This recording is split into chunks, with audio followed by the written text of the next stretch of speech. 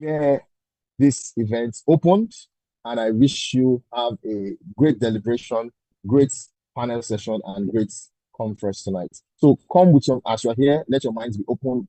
Don't be distracted running around. I know we're in festive season, but please try as much as possible to pay attention, ask questions, listen to the responses, and also, if needs be, the Recording in opportunity progress. when the opportunity is granted, please do well to contribute.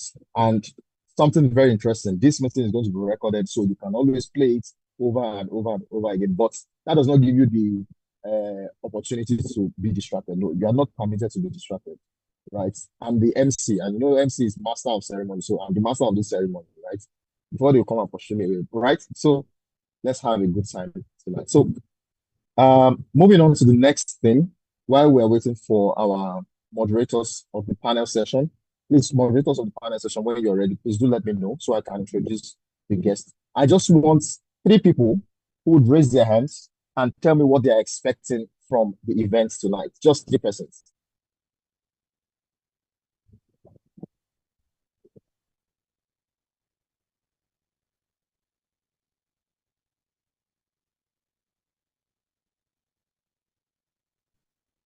All right. Okay.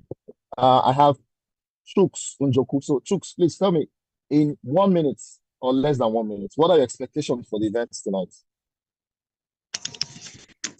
All right. Good evening, everyone. I have a lot of expectations tonight, but basically, I would say my expectation borders around two things: getting to understand very well the concept of leadership in practice, not just about the theory, and basically how um, one who actually aspires to become a leader in an organization or in any parastatal wish to start up, having no idea about how to actually go about it. So I'm eager to learn more on the concept in the practical parts and how one can be able to start up a journey on the leadership goal. Amazing, amazing. Thank you so much for that insight. Thank you so much. So, Sunday, what are your expectations from this event tonight? Yeah, good evening, everyone. Yeah, my Good expectations evening. tonight is just to break the limits and be an exceptional leader. So I want to learn from experts and great minds, and I'll have an open mind so that I'll get the best. Thank you. All right. Thank you so much for that. We're all here so we can break the limits, and let's get right into breaking the limits. So this is Breaking the Limits Leadership Insights for 2024. And I'd like to introduce my moderators of the panel. I have Precious Babs. I call her the award-winning Precious Babs because she's an award-winning leader. And I have all the way in Canada, Toby Odemono, who's a very great project and product manager. So I'm going to yield the floor to them. They would introduce the speakers to you, a great lineup of speakers, and then they would go ahead to moderate this panel session. So I yield the floor to Precious Babs and Toby Odemono. Thank you, Desmond. Thank Good you. evening, everyone. Yeah, very nice to connect with everyone this evening, and I hope that we get the best. I know that expectations are really high. I'm also very expectant, and I want to learn a lot from the seasoned professionals here. So we have a list of questions that we curated, and also we got questions from some of the responses to the form that we sent out. We would also have a period of question and answer where you, the participants, can ask questions to the panelists, and then they would have the opportunity to give you answers. Precious, you want to add any other thing? So yeah, we have a list of questions for you, and we know that you are going to gain a lot from this area. All right, I think we can start. Okay, so this first set of questions are very broad questions that we're gonna throw to our panelists, and just general questions around leadership, because we want to understand what leadership is from their point of view. They are leaders, seasoned leaders, and we'd like to understand what leadership is to them. So my first question to Mr. Tony Campbell is, what is leadership to you? If you were to define leadership, what does leadership mean to you?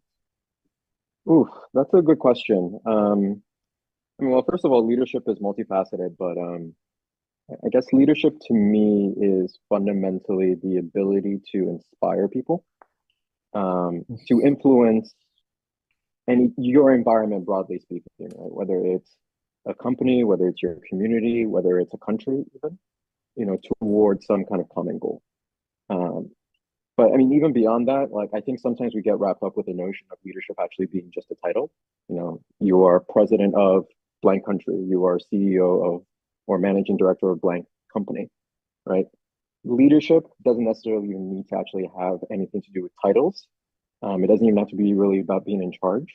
I think it's really more about, two things sometimes, actually being a beacon and maybe even an architect towards guiding a team, with a vision and, certainly with a degree of integrity.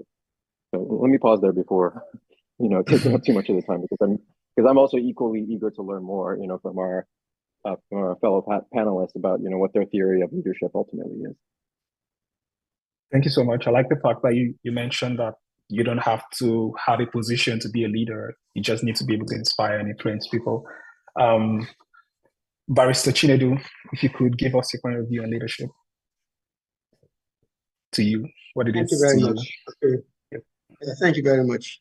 So for me, I think leadership, the way I see it is leadership is not just about being able to command followership. Okay? So beyond being able to command followership, I see leadership as the ability to influence people positively. And so I see it from these two approaches. You're able to command followership, that's one. You're able to influence people, that's two. However, in influencing people, you are able to make sure that they are able to, bring about the desired result. So it's one thing, to command followership. You can command followership without getting the desired result. So beyond commanding followership and, being able to lead people, being able to influence people, that desired expectation and results must be achieved for one to say, one is actually an effective, leader. So that's my concept of leadership. Thank you. Thank you very much. Thank you very much. I would yield the floor to Mr. Tobe Nadozie to give us his own view on leadership. Okay, thanks, and it's an exciting time. Hi, Tony. I've heard so much about you, so finally I can put a face to the name.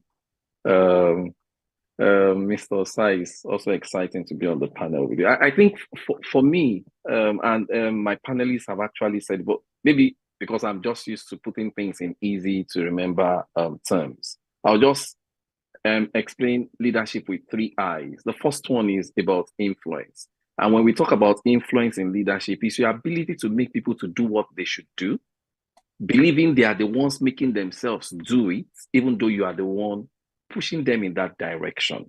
Yeah. Because what that does is that it gives a sense of ownership. It gives a sense of commitment to achieving that goal. So the first thing in leadership is about influence. The second thing is about inspiration. So even if you are not able to get someone to do something, let the way you do the things you do create that sparkle moment in the minds of people, and they begin to believe they can do it. So many times when people look for followers and they are, if you're a genuine leader, people would naturally follow you because every time they spend with you is a moment of inspiration. The third thing is impact. Regardless of your position, and I like the way Tony mentioned it, regardless of your position, no matter how low you are in the cadre of things, the way that you do the things you do can so touch lives that people will believe in you. And So for me, I explain leadership three just simple Wait. impact, Tony and Campbell, your hair's very, very ugly. I think we have someone who has hacked into the.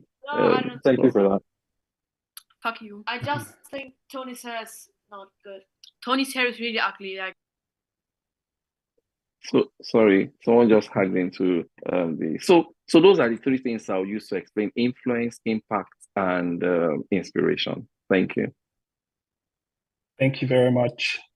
There's one recurring or two recurring themes across our three speakers. Leadership is about influence, is about inspiring people, and also something that Barrister Chinedu mentioned, towards a desired result, right?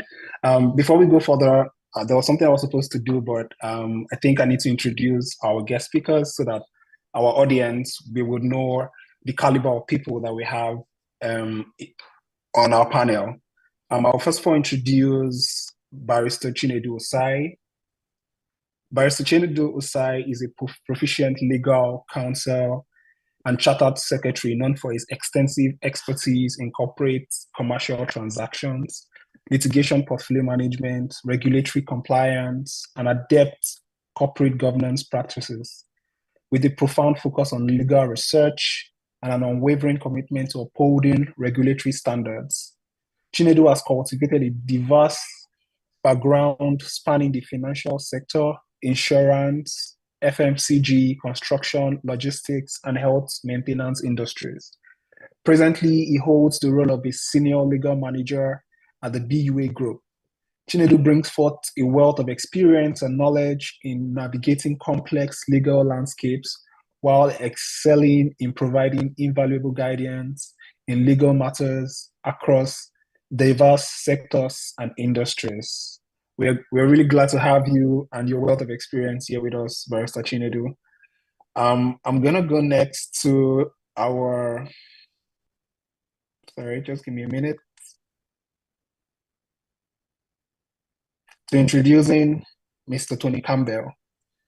Mr. Tony Campbell is a general partner at Kinfolk Venture Capital, an Africa-focused fund based in Lagos, Nigeria, that invests in pre-seed and seed stage companies led by the continent's emerging technology entrepreneurs. FYI, if you have a startup and you're looking for seed money, this is your opportunity. Born and raised in Nigeria, Tony later moved to the US, where he developed a commitment to making the American dream accessible to all, especially the next generation of African entrepreneurs. Before building Kinfolk, Tony gained experience at investment firms like Besima Venture Partners and Arcadia Funds. He has worked with diverse portfolio companies across North America, Western Europe, and Africa. Tony, a Harvard University graduate, holds a BA in social studies and an MBA from Harvard Business School. Outside of his professional endeavors, he enjoys exploring contemporary African arts and pursuing his childhood dream of trying out for the Nigerian national football team. Wow, that's amazing. I really hope you can achieve that childhood dream. Yes, right, maybe the plus 35 squad. Okay, I'm going to introduce our last guest speaker, Mr. Tobe Mandioze. Is a pastor, a mentor, and seasoned innovation specialist. He's an entrepreneur and digital technology expert. I think there's something they forgot to add here. He always says he's a farmer. Yeah. Mr. Tobe has worked in both the private and public sector. He started his career in the oil and gas sector, moved over to work with the federal government, after which he spent about 20 years in the financial services sector, working as a senior management staff in banks and insurance. He has an MBA from Bangor University in Wales and is a fellow of the British Computer Society. He is also a chartered banker and also possesses a master's stroke in information technology. Tobe attended the Advanced Management Program, AMP26, of the Lagos Business School.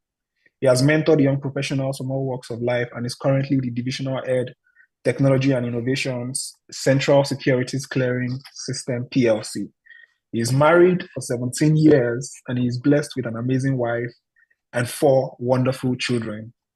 We are so blessed to have you in our midst and to bless us with your wisdom and your wealth of experience.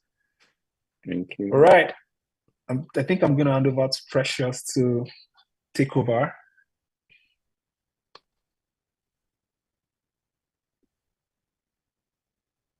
Hello, Precious, are you there?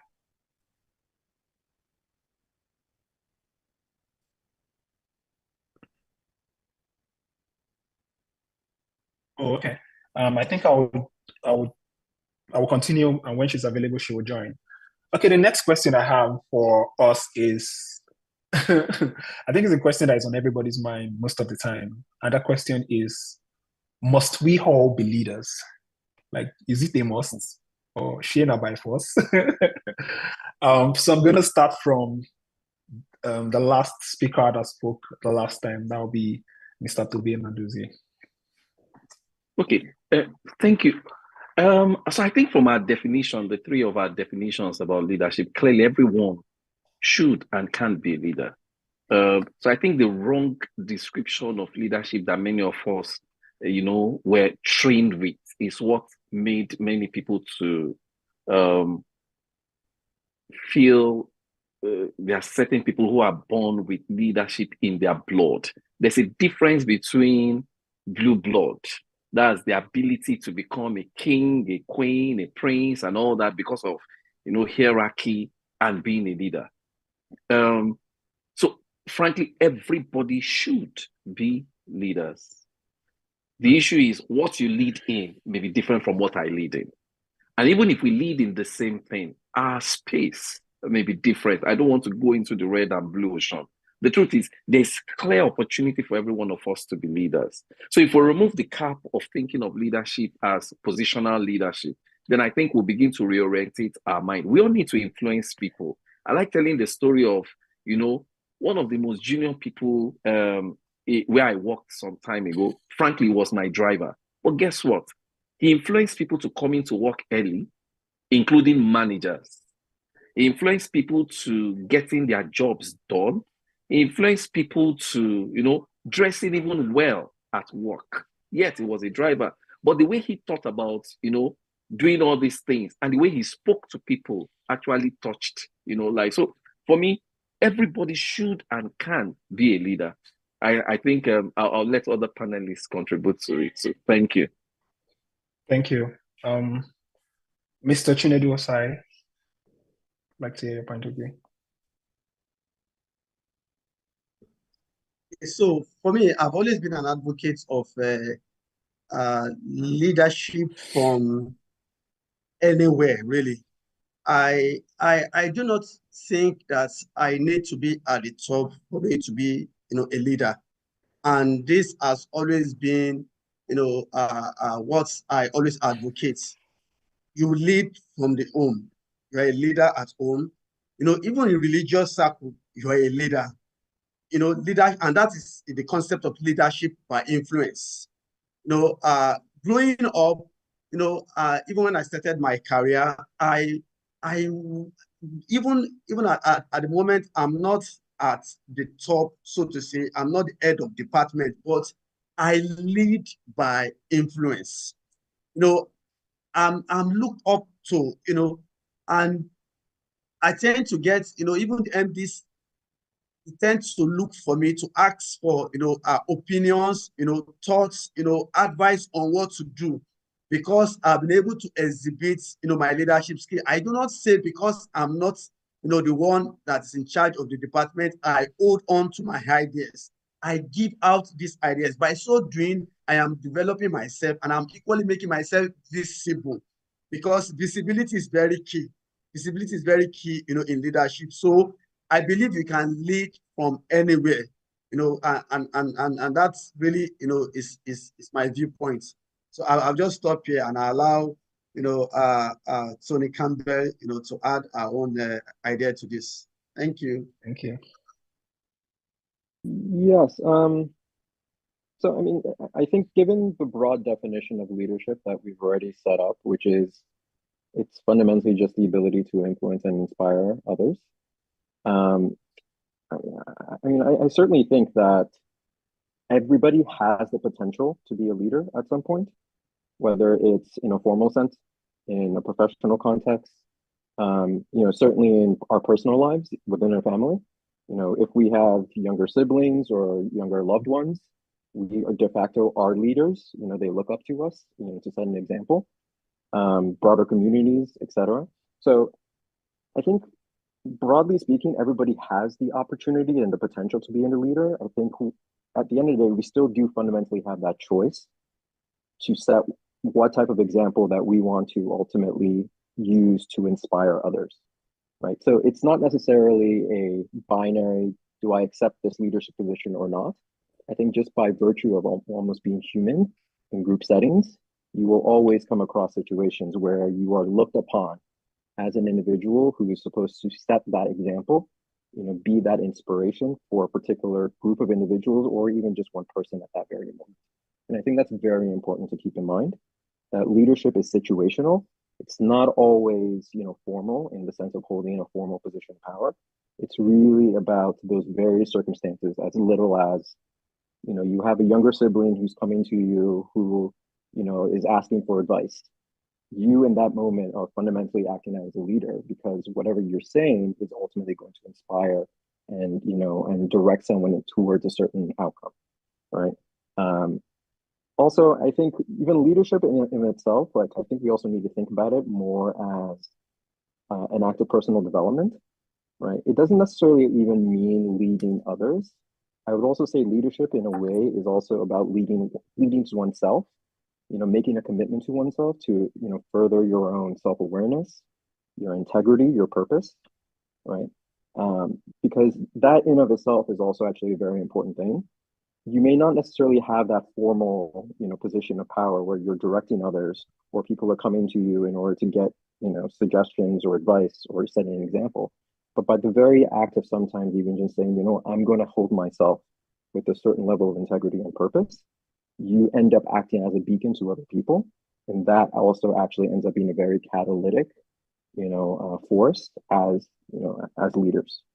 And then the last thing I would just, touch on with this, I think we sometimes also make this kind of weird binary distinction between leaders and followers.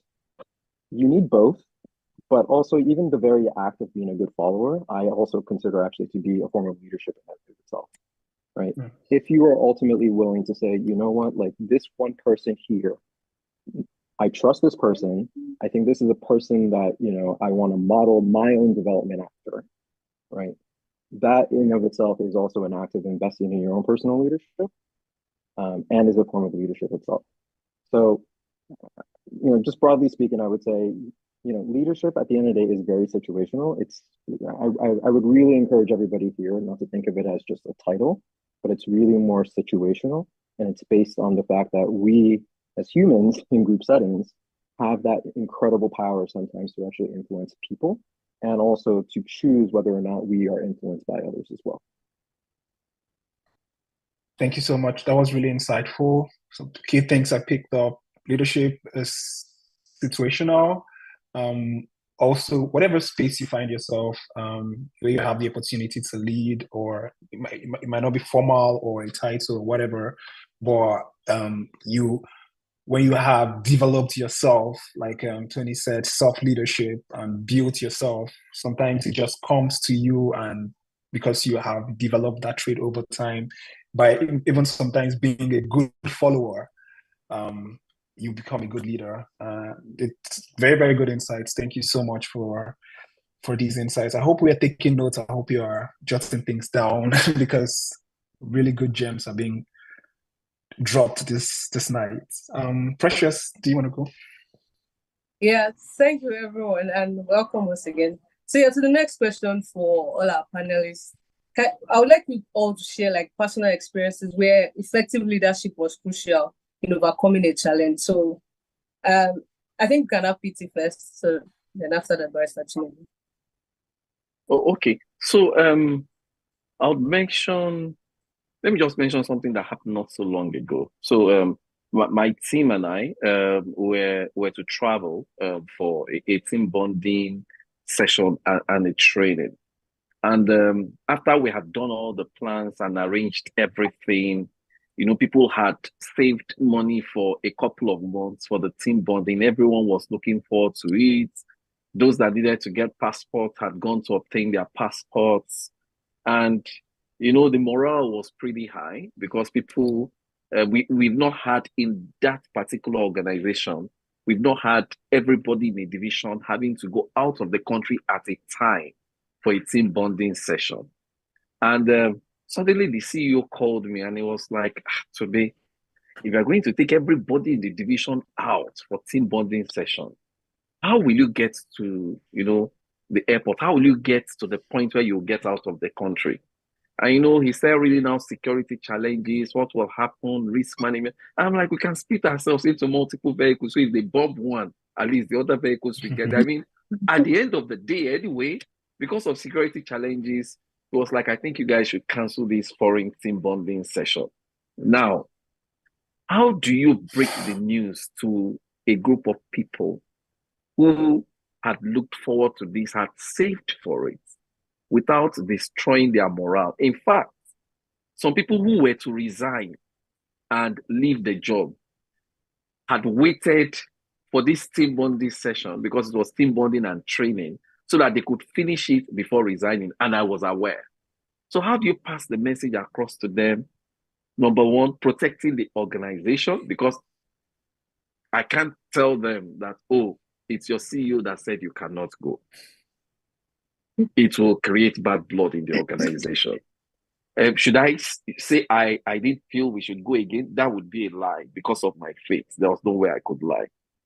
So, I mean, that was one tough case for me because I was losing staff in that particular organization seriously. I mean, people were jackpying, people were, going into remote jobs. They were tired of working just 9 to 5 for a Nigerian firm. So I needed to go back to my archives and bring out some of the things I had, learned in leadership. And what did I do? Number one, I had to own the fact that they weren't going to travel. Number two, I had to create another alternative because leaders, like Napoleon calls it, are dealers in hope. You can't crush people's expectations and expect them to remain the same. So I had to create an alternative. I had to communicate to them. After creating the alternative, I had to package the alternative in such a way that they would have belief that, okay, for security reasons, this is not happening today. It's not the end of the world. There are other viable alternatives that are available locally. And the fourth thing I had to do was to get their buy-in to believe in this new alternative, different from what they had been planning all along. So the first thing was I had to take ownership. The second thing was I had to look for alternatives because we had to deal in hope. People had been expecting this. People had worked so hard for the year. And in the 10th month of the year, when they were expected to go and, relax and cool off as a wrap up the year, you bring this type of news to them. How to create alternatives. You cannot, as a leader, crush people's hopes and expect them to remain the same. You must at least lead them to a particular landing. Then I had to get them to own it because it's still their event. So it's one of the toughest times I had because I knew some people could have resigned because of it. Fortunately, by the time we're done with the local team bonding and a couple of virtual trainings and certifications, I only lost one star out of the crew. I thought I was going to lose almost like 5 when the initiative was cancelled. But I mean, we lost one. That one was even at the event. But the process of getting them to still own this new alternative was one of very simple leadership stuff, but tough to implement. Thank you.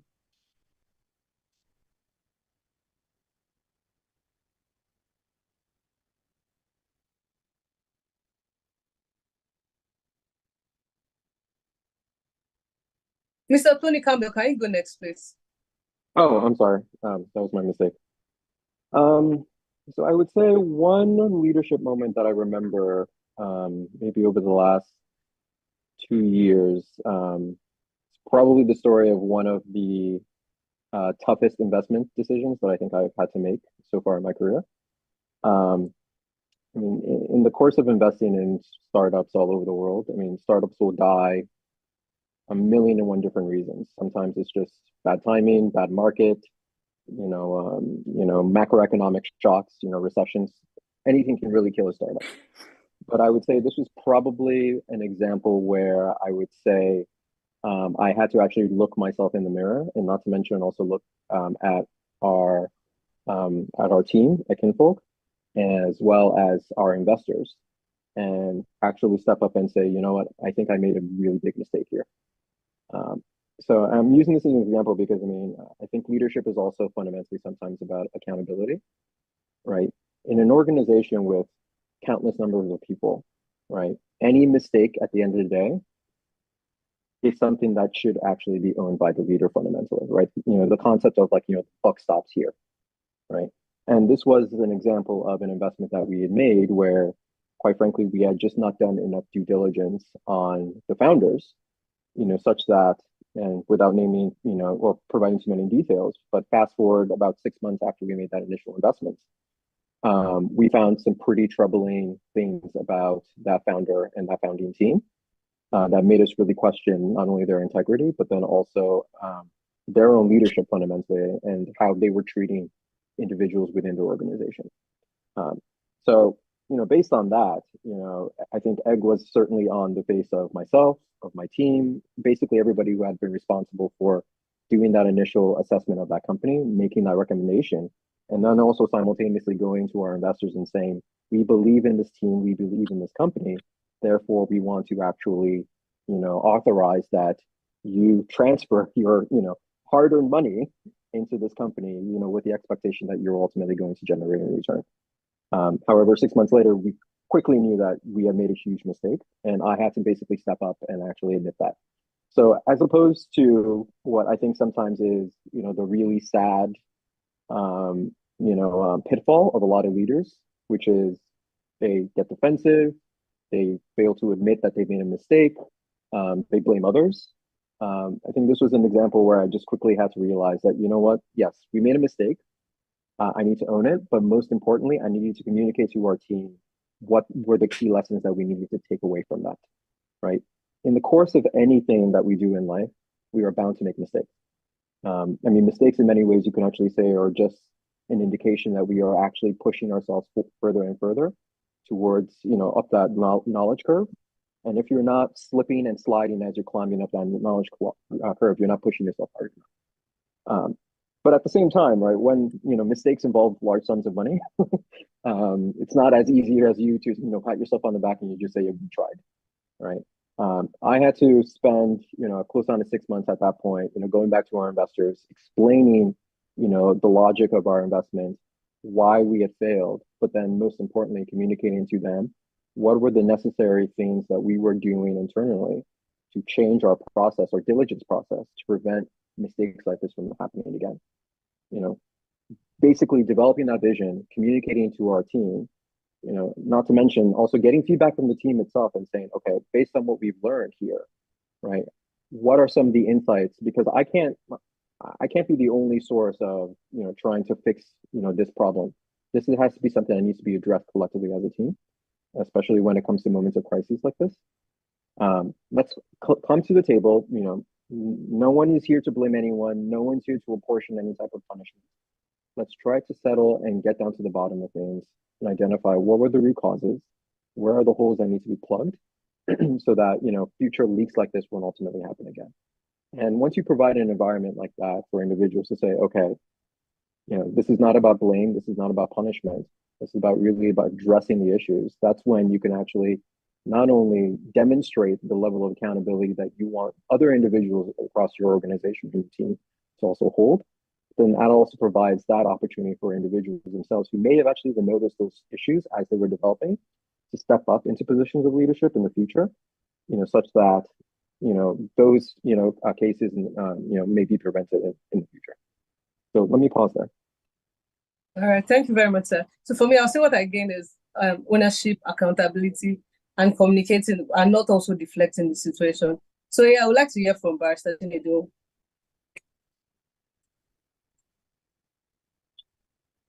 Barrister Chinedu, are you there?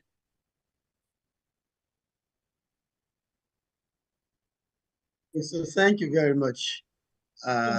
Precious, you called me pastor, okay. No, I said barrister. I said barrister. All right, okay, that's fine. Okay, sorry. Okay, so for me, I'll make these statements. If you wait until you are appointed a leader before you start to develop yourself, when you are eventually appointed as a leader, there is every tendency that that person will fail. Okay, the reason why I say this is because of what happened some years back. In a department, quite strangely and unfortunately, I happened to be the only one available. My superior was not available for 3 months. And then we were planning for annual general meeting, and I had to take care of the process from the beginning to the end. I had no other lawyer to rely on. But for me, prior to that particular time, I had developed myself.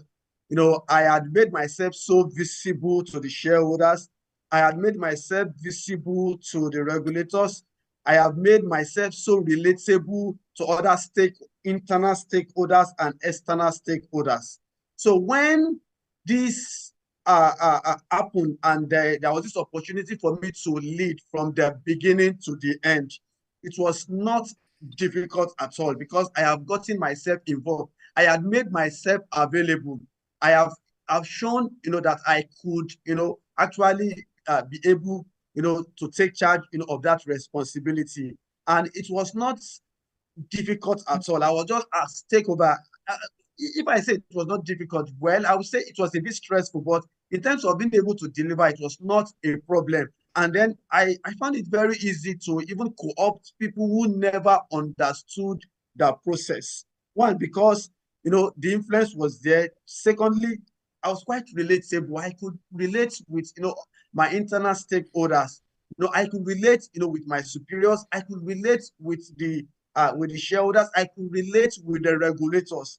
And just like what Odemono said in the today's episode about flawless execution, agility, it was not difficult because the understanding of the technical knowledge was there, and I have given myself, made myself available to lead before, so I found it very easy, to be able to take charge, of that responsibility. So my advice is this: do not wait until you are appointed a leader before you start to exhibit your leadership skill. By so doing, exhibiting your leadership skill, even when you are yet to be appointed a leader, when you are eventually appointed a leader, you find it very easy, and that's, you are able to flow seamlessly, into that leadership position.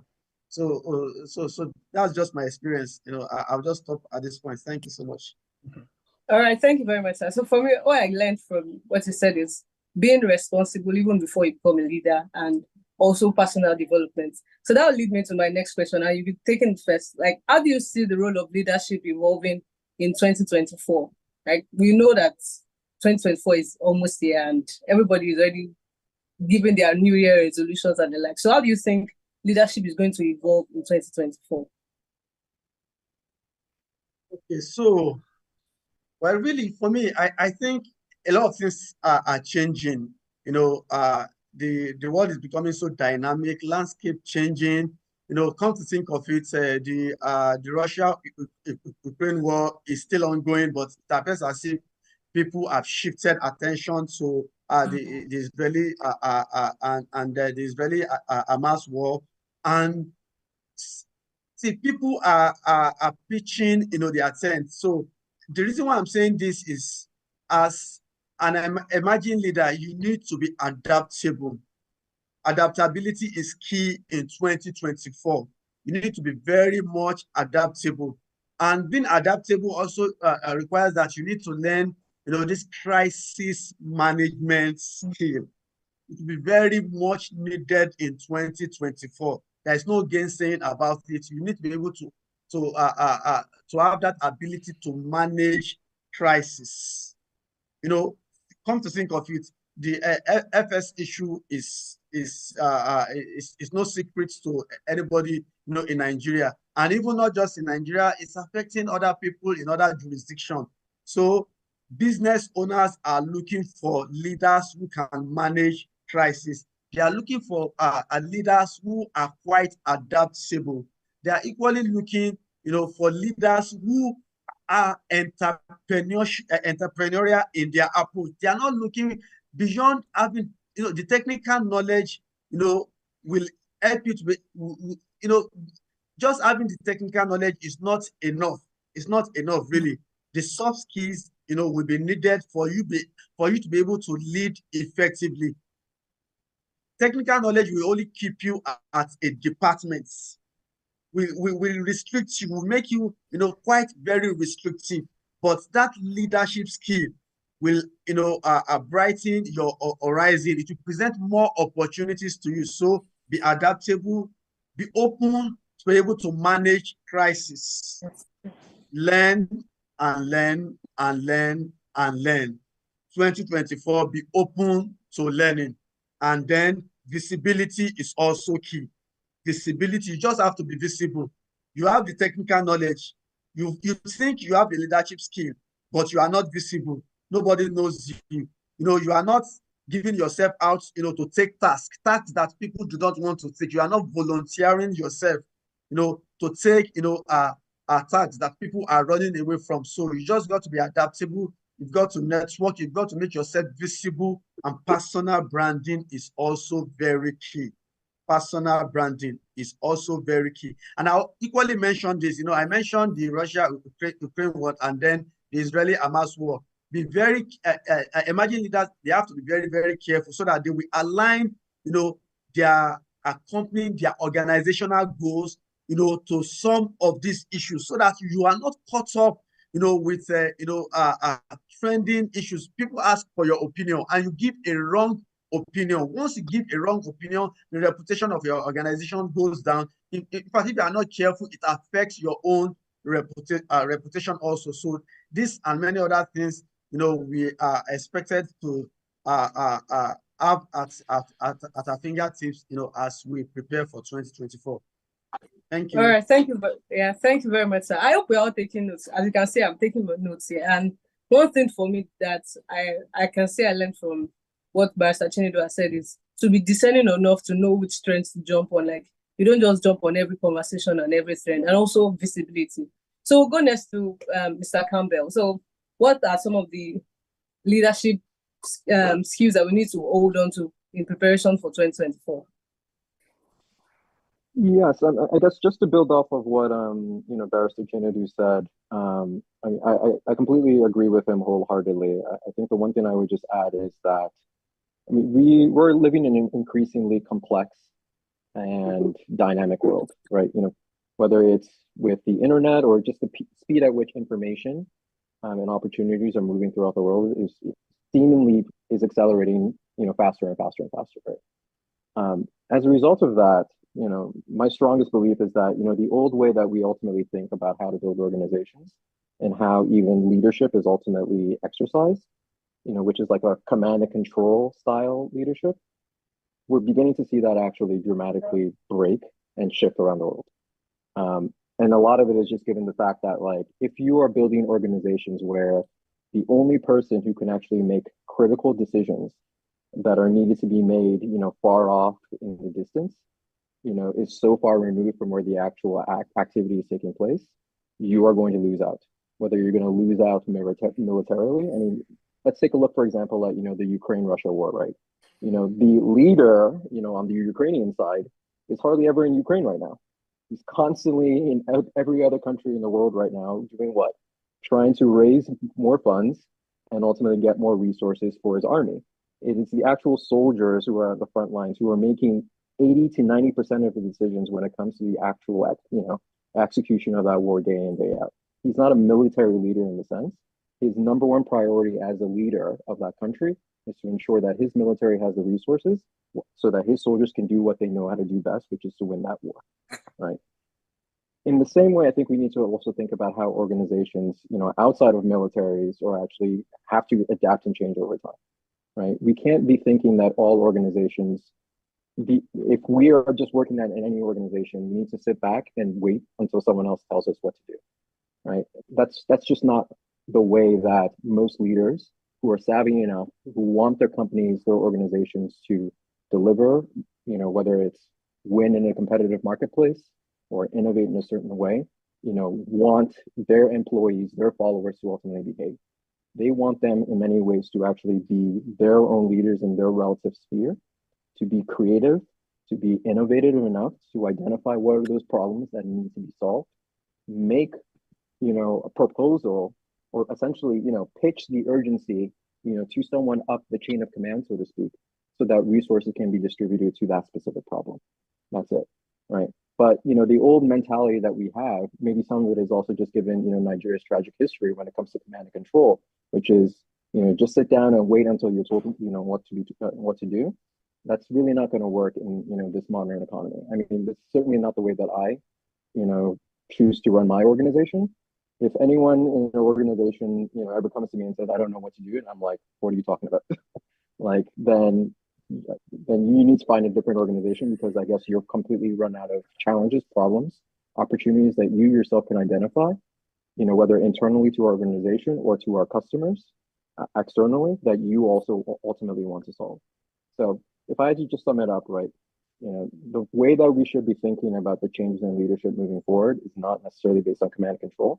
Followers are not expected just to sit around and wait for leaders to tell them what to do. If anything, I think the demands of today's world, the complexity of today's world, the speed at which things are moving in this world, demand that individuals who may not necessarily have that formal title of leadership have to step up and actually define for themselves what are the challenges that they want to take on, what do they want to lead on, and then they also simultaneously need to develop those communication skills to be able to articulate to the people who have those resources that they need in order to execute on whatever goals they've set out, that they believe they're well suited to actually take on, to provide them with those resources at that given time.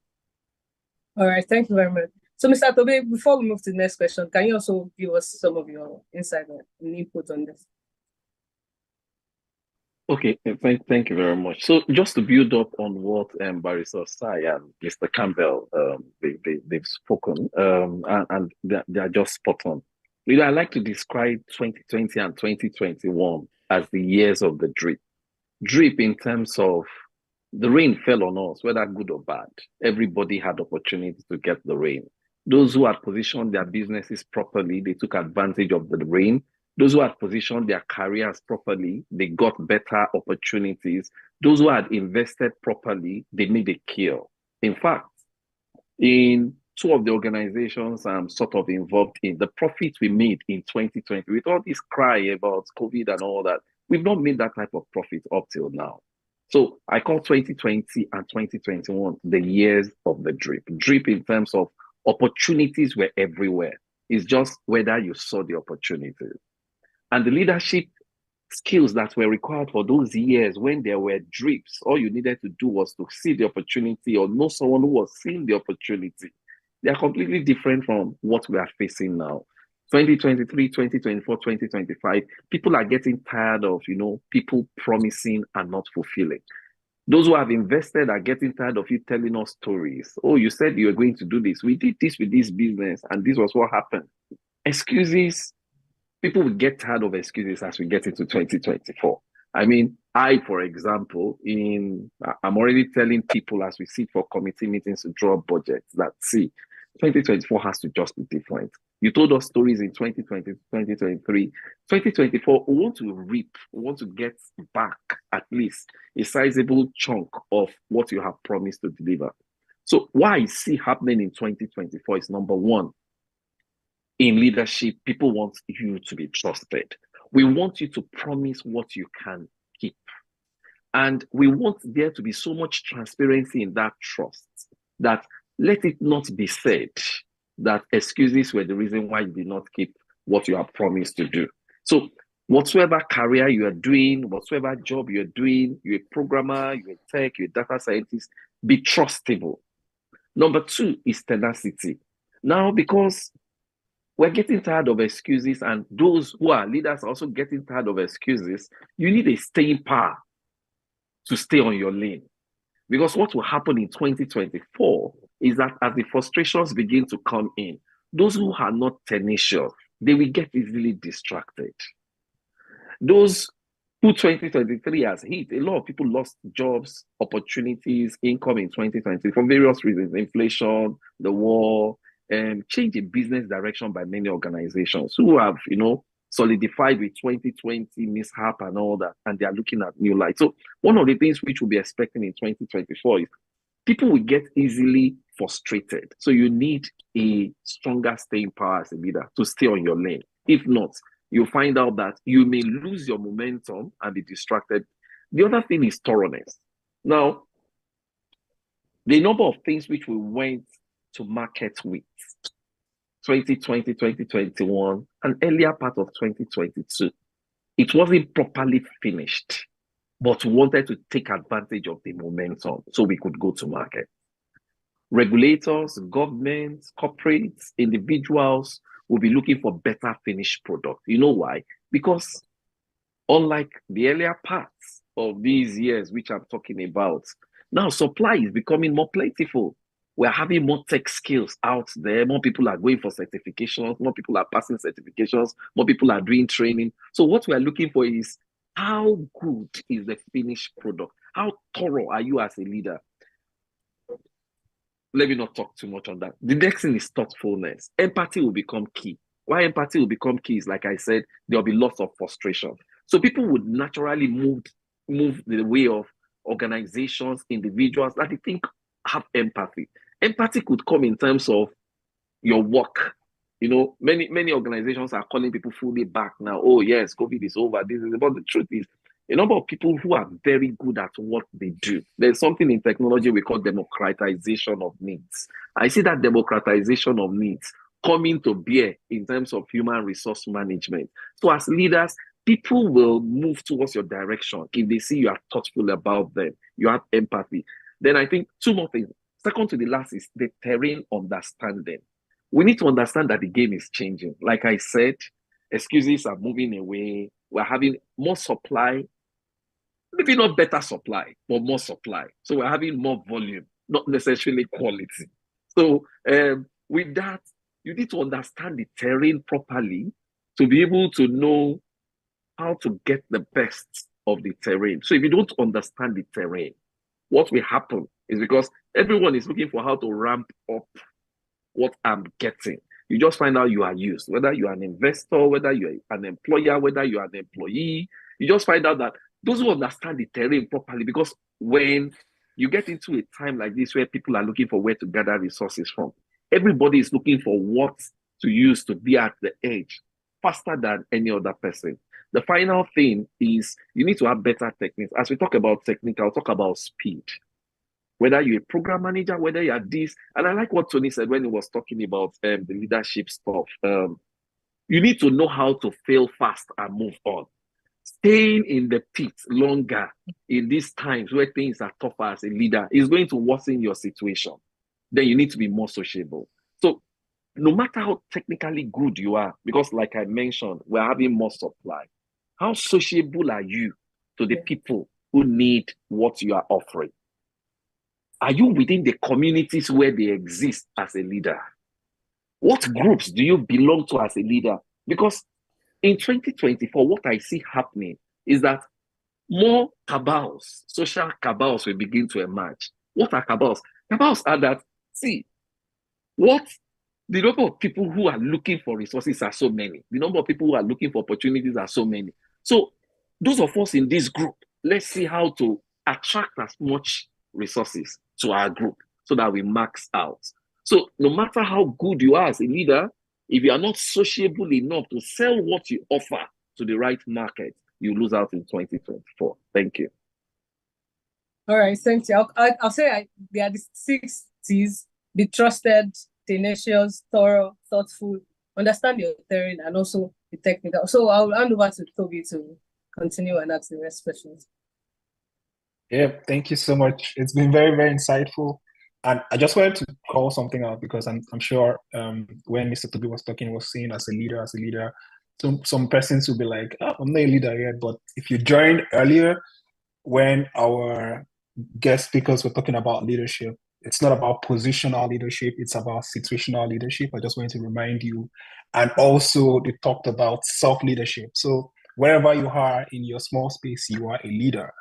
Okay, so I think now we're going to delve into specific questions relating to our specific fields per se, right? We have a broad spectrum of specialty from the tech space, from the legal space, and from Mr. Tobe is from all of these spaces. Yeah, so I have a question for Mr. Tim Campbell, and my question is: you're a leader in the tech industry. I know we've talked about 2024 and the leadership terrain in 2024, but I'm sure our audience will have a lot of people that are in the tech space or interested in joining the tech space. How do you see the industry evolving in the coming year, and what are the approaches that you think would be essential for success? Ooh, that's a good question. I mean, first of all, I think I need to caveat this by saying anyone who's telling you that they know exactly what's going to happen when it comes to, the tech industry over the next 12 months, 18 months, 24 months, always take whatever they're, saying with a grain of salt. I do have a perspective. I can also tell you what I would like to happen, but there's no guarantee that this is exactly what's going to happen. Now, with that disclaimer, said, what I ultimately think is going to happen is that, well, actually, let me even preface it by saying that 2023, I would say, has been a year for the tech industry, at least across Africa, where, to put it mildly, things have, crashed back to reality, right? 2020, 2021, 2022 were boom years in many ways, right? The influx of capital that was ultimately being poured into the space as a whole leaped from less than $1 billion, I want to say in 2019, to nearly $5 billion, I believe, across the entire continent by the end of 2022, right? There was a lot of cheap money available for individuals who wanted to start a business with even just having the veneer of startup respectability to actually tap into investor funds. 2023, I think, as a result of, macroeconomic conditions, rising interest rates, et cetera, you've seen a massive pullback in the amount of available capital. I think 2024 is probably going to be another tough year in terms of the availability of capital. With that being said, I think this actually ends up being a great opportunity for, diamonds, to emerge from the rough in many ways, right? Diamonds are ultimately created as a result of pressure, right? You have graphite, something that you otherwise find at the tip of your pencil, right? Apply enough pressure over a long period of time, that will turn into a diamond, right? Obviously, you need massive amounts of pressure in order to get that, but eventually it will happen, right? I think the exact same thing is perhaps about to happen with the tech industry, such that with the limited amount of resources and capital that is now available, I think that will actually pressurize a lot of these founders, a lot of these companies to actually begin to develop more resilient business models, such that they don't need to essentially paper over losses by raising larger and larger sums of money from investors, right? That age-old discipline of actually being able to build a business that is profitable from the get-go, I think will ultimately reemerge, right? I think, the companies that are ultimately able to actually demonstrate that they have that ability to reach profitability are the ones who are actually going to increasingly attract that large influx of capital. Beyond that, I also think some of the, I don't want to be too dismissive, but, quite frankly, I think, over the last couple of years, before, the crash back to reality, a lot of people were just building for fun. They weren't necessarily really building businesses. I think they were just building for the sake of building a startup, right? Not necessarily building something that actually is in fact scalable, that can actually be transformative, right? So now all of a sudden, with that increased focus now again on designing appropriate business models that match the environment, the communities in many ways that these companies, these products are best suited for. On top of that, focusing on what actually really drives companies forward, which is almost a maniacal attention to delivering, better than, best in class service, best in class products to your customer. I mean, the number of startups, I hate to say this, over the last couple of years who were just throwing out products that were buggy, that were not necessarily reliable, that, quite frankly, just weren't really worth the amount of money that either their investors were putting money into or their customers were ultimately paying for. I think that is ultimately going to be, something that's going to change, right? So basically, by pulling all this capital out, these diamonds will begin to emerge, where the leaders, the teams, fundamentally, that are actually most committed to the purpose, the stated purpose, and the mission of their companies. And then beyond that are the ones who are putting their heads down and building resilient businesses, not just having fun, with other people's money. That's what's actually going to, transform this tech industry.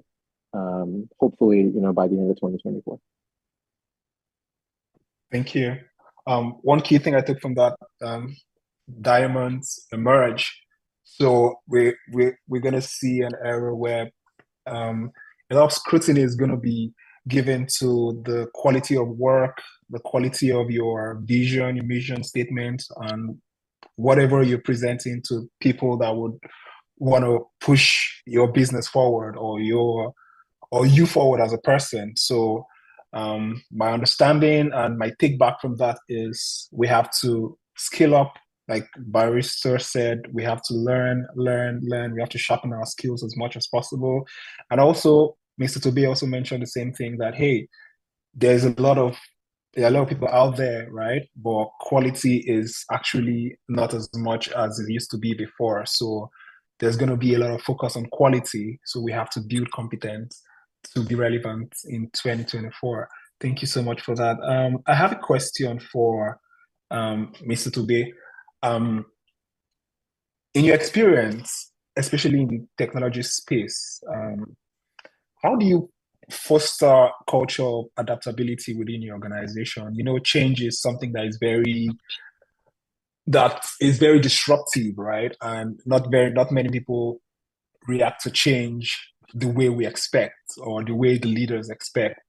As a leader, how do you foster that culture of adaptability? How have you fostered that culture of adaptability within your organization? And what are those strategies that you've taken that have been effective in managing change within the organizations that you've led? Okay, thanks. So basically, there's no one way, but I think you just use a mix of things. My first approach whenever there's a new change to be made, especially in the business. So let me just say, maybe my background has helped me a whole lot in technology. I come from a business background. So I moved into technology because technology was disappointing what we were selling. So that's how I actually moved fully into technology in the financial market space. I was selling products, and every time we went to sell, when we came back, technology wasn't fulfilling what we were selling. And so my CEO, I was in FCMB then, one day just got pissed off. I was like, see, if the guys in tech, even though I had been a tech person, if the guys in tech cannot do the tech, well, then one of you guys who are in sales, I was in sales, I was in retail banking, should come and run this aspect of technology. And I was thrown into tech. Now, because of the frustrations I faced from the business side, when I came into tech, I didn't run tech like a specialist. I ran tech like a business person. And the difference is this. A core technology specialist without proper understanding of the business is just interested in building and following trends in tech. Oh, we have developed this new software. Everybody move on. Oh, this is the new stuff. Robotic process automation is taking over. We don't want to do self-service platforms again. Everybody move to robotic process automation. And you keep skipping because trends will always change. And every new tech trend may not necessarily mean new opportunities for the business. So putting that background in place, Now in tech, in trying to foster change, the first thing I do is I try to carry people along. I try to understand and make them understand why, as a business, not as technology, we need to do this.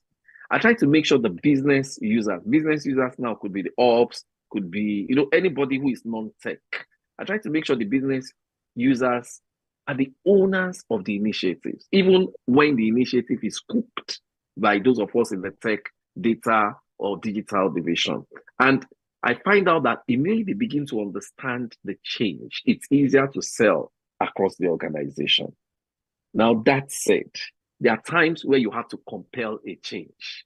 And I won't lie to you, there are times to enforce the change because we know this is where we should go to.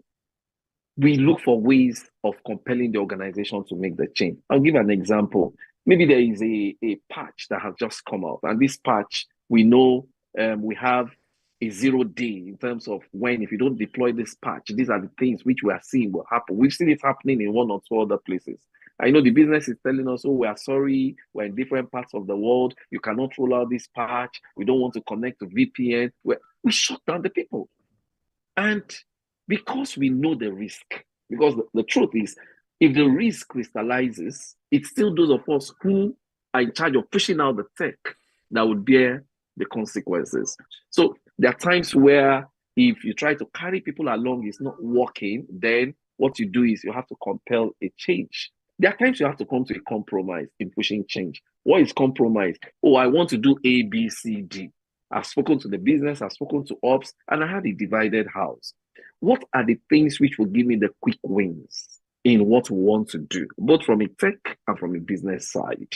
Those things that will give us the quick wins, we categorize it, which is the advantage of agile methodology, which we all run today, where you don't have to follow a full waterfall model. So can I come out with this? Can I come out with this product? Can I do this today? Once we do that and we get the right momentum and people are happy, it's easier to push in other things. So I think 3 major approach. One approach is to carry people fully along. The other approach is to come to a compromise where, we drop some to allow some to fly, especially where you have certain influential people in organizations who are insisting on things. I have a case, for example, where one of the CEOs told me, a very, very influential CEO in the market, in the financial services market, he feels that a particular sector of the market, they are not needed in this market. And he just felt, oh, Toby, go and build a system that will edge all these other guys out. Regulator wants these guys in the market. So even though you're a CEO who wants them out of the market, if I build a technology that will push them out, the regulator will come for me tomorrow. So I have to come to a compromise. Okay, I know this is what will push these guys off the market, but can we come out with ABC? Leave DE until the regulation changes. So that's a compromise. The final one is to compel a change where you know that if this change is not done, the organization will suffer. I'll come with the change, then I'll explain later on. Thank you. Yeah, thank you so much. We'll change it and then we'll explain later. I like that. And Precious, over to you. Yeah, so we'll be learning from the tech guru. So it's time to learn from our legal guru. So, Barrister Chinedu, what are some of the legal challenges that arise in the intersection of technology and finance? And how does your team proactively address these challenges? Barrister Chinedu there? Oh, it's muted. Yeah, you can hear me now. Yeah, so yes, we're talking about intersection between finance and technology, and that brings about fintech. That's just basically fintech.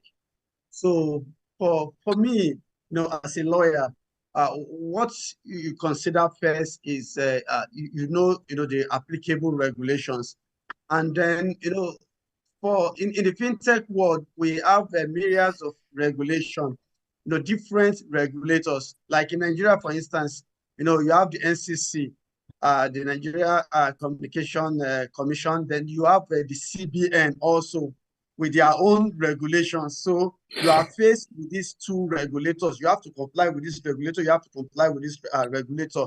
So as a lawyer, and as a business owner, you need to know that you need, a lawyer who understands regulation, who understands regulatory compliance, strictly compliance. Because in the design of your products, you have to be to ensure that your products are compliant with the provision of the law.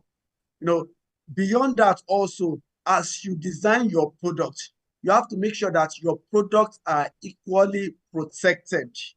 You protect your products, IP rights. You make sure that your products are protected.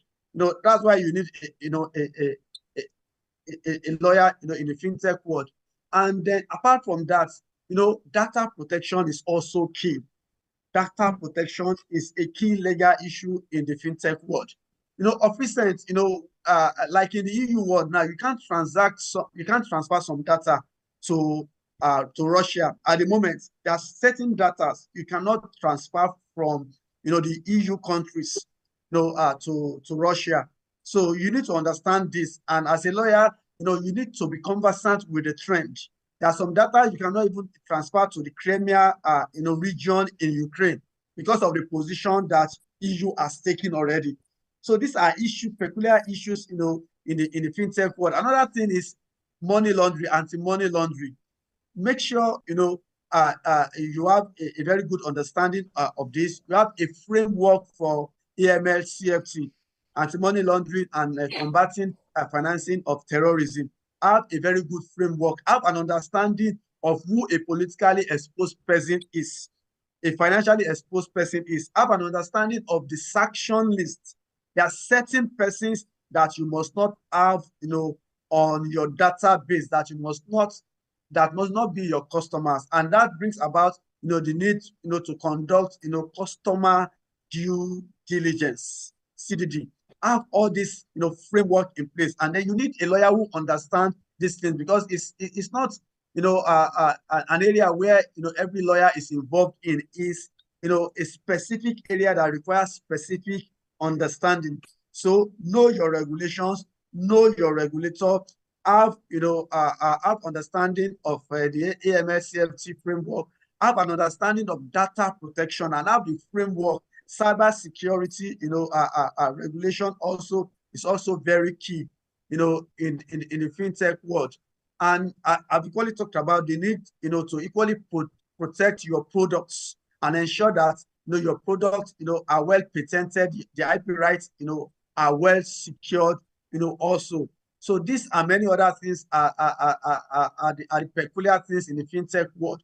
And basically what I do, and what my other, in consonance with my other colleagues, what we do is that we know the regulations, we extract the compliance issue. We have like a compliance dashboard,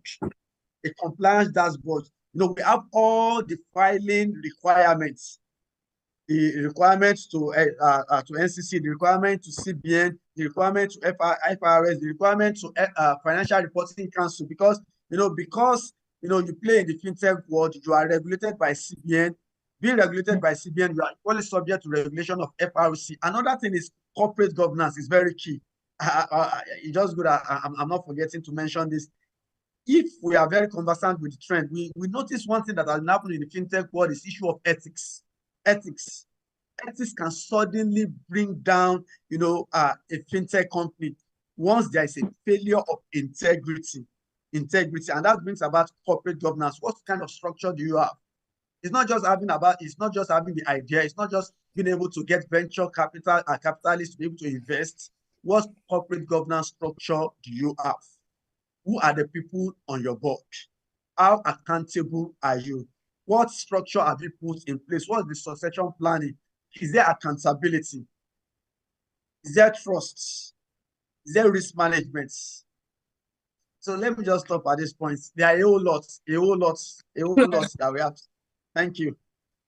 All right, thank you very much. Yeah, so I write for a fintech, so I can relate to most of what you're saying. So then Toby has a question for Mr. Campbell. So Toby, over to you. Yeah, thank you. Before I ask my question, I just want to agree with Precious there. At some point, I used to work with InterSwitch as a product manager, and oh my God, compliance was the bane of my existence. Yeah. Now I see why. Exactly. most times when I write something, they'll be like, no, you cannot fly because it's not it's Oh not my God. like so yeah. Before we can launch a product, like 1,001 checklists. But it is Yeah, well. exactly. We move. Okay, Mr. Tony, before I'm gonna ask one question to Mr. Tony, and then if you have any question in the audience, you can either type in your question in the chat, or after, you can probably raise your hands to speak up, turn on your camera and ask your question. Yep. So, Mr. Tony, my question for you is, the venture capital space is linked with risk and innovation, right? Majorly risk, I think. How do you encourage the culture of calculated risk taking, right? Because one of the things that I know grows organizations or grows leader ability to know when to take risk and to be willing to take risk as much as possible. So I would like to know, or we would like to know, how do you encourage that culture within the organization, and how has this culture contributed to successful innovation and growth of your organization? Yeah, I certainly think that's a great question. Well, first and foremost, I think creating any good and innovative environment, it stems first and foremost with the leader architecting that environment. And what I mean by that is any good leader has to be intentional about creating the room, like almost like a safe space, for individuals to actually feel comfortable to experiment, where people are willing to take risks, to even fail in front of others, and not necessarily feel as if failure is something that is something that's either going to be punished by other people or something that they need to internalize themselves and say that they're not good enough, right? Creating that environment where individuals feel comfortable, if not empowered, to say, this is an environment where we need to take risk, fail fast, learn as quickly as possible from it, but then use that as a way to actually, almost step functions, move up further and further up the innovation curve. Any great leader of whether it's a startup or any innovative environment, whether it's a large company that's looking to innovate internally or a startup that's looking to build something new, or even our organization that's looking to identify innovating, these innovative spaces across Africa, we have to ultimately create that space where experimentation can truly flourish. Beyond that, though, I would say another critical thing that we need to think about is you have to promote diverse perspectives in order to actually really get that benefit of experimentation.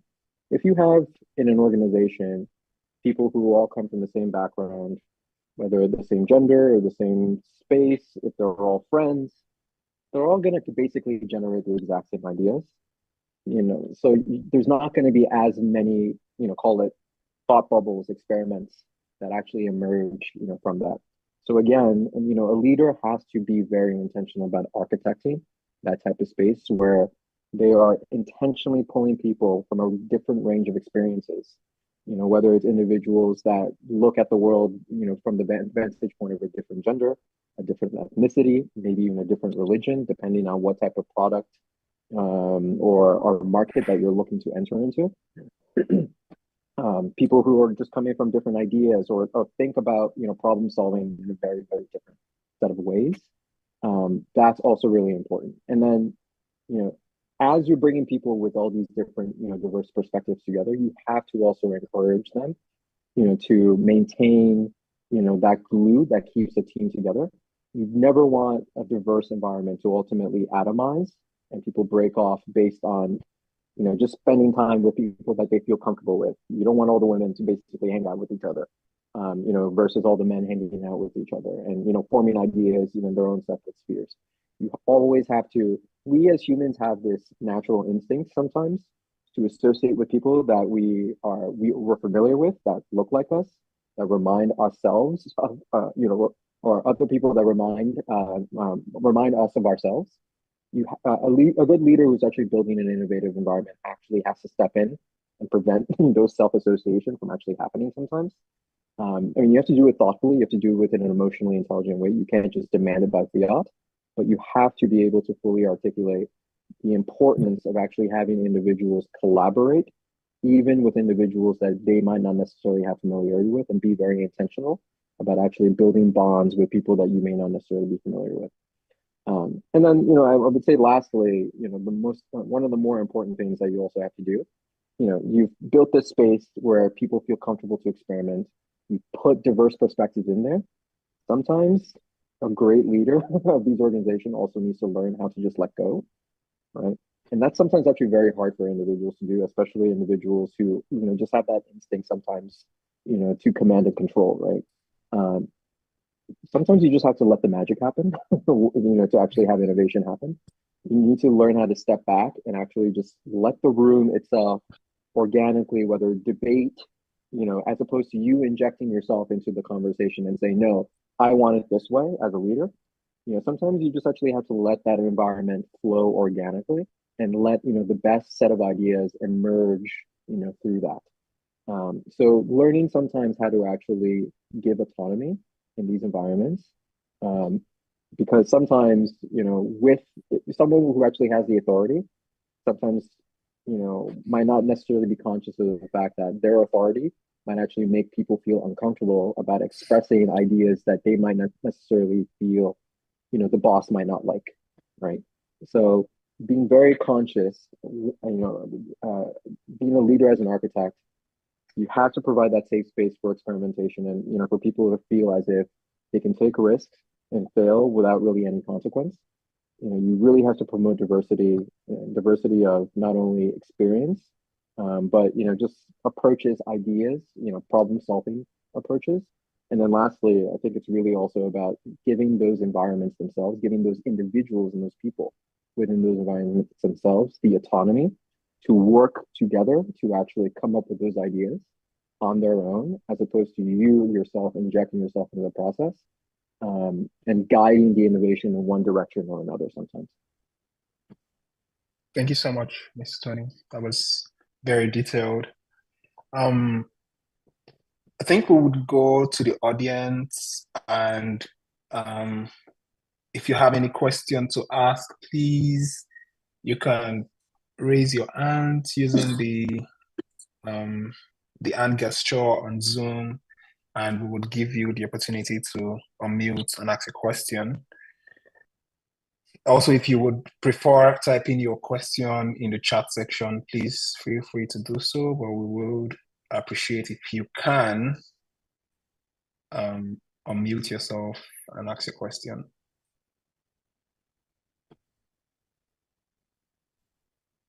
Anybody? Questions? We have professionals here, so please, let's use this opportunity to ask them questions. All right.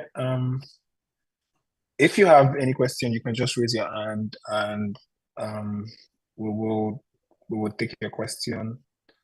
But if there are none for now, I guess we can just continue with a few questions that came from our some of the registrants. They dropped some of their questions in the form that we sent out, and we can take some of those questions. Precious, do you want to go with some of the questions from? Yeah. So the first question I'll direct it to Barrister Chinedu, and that's on emotional intelligence and leadership. Like, can you give us a summary of emotional intelligence and leadership? Thank you so much. So for me, emotional intelligence starts with a self-awareness, understanding who you are, and then self-management. Because once you are able to understand, this is me, okay, this is who I am, and then there is a need for me to manage myself, to improve myself. And this equally brings the angle of this of diversity and inclusion. Is you being emotionally intelligent, about your social awareness. I talked about self-awareness. I talked about self-management, managing yourself, knowing who you are, knowing your weakness, knowing your strength, knowing where you need to actually develop. Because you are not just dealing with yourself, you are dealing with others. So then you should be socially aware. And by social awareness, knowing, having an understanding of the environment you operate within. For instance, I operate at the moment in a very, I would say, a very special, environment, different from where I have operated before. Where I have operated before appear to be an environment that is more tilted to one particular religious organization. But where I am now, it's not a different environment. So being emotionally intelligent means you have to be open-minded. You have to be open-minded. You have to be very much open-minded. And being open-minded, brings about being open to new ideas, understanding, how to relate, with people from different, background. And that is why the concept of diversity and inclusion is a key thing in corporate, in corporate governance. So for me, emotional intelligence helps you to deal with yourself, to manage yourself, and equally helps you to manage even your superior and manage, your subordinates.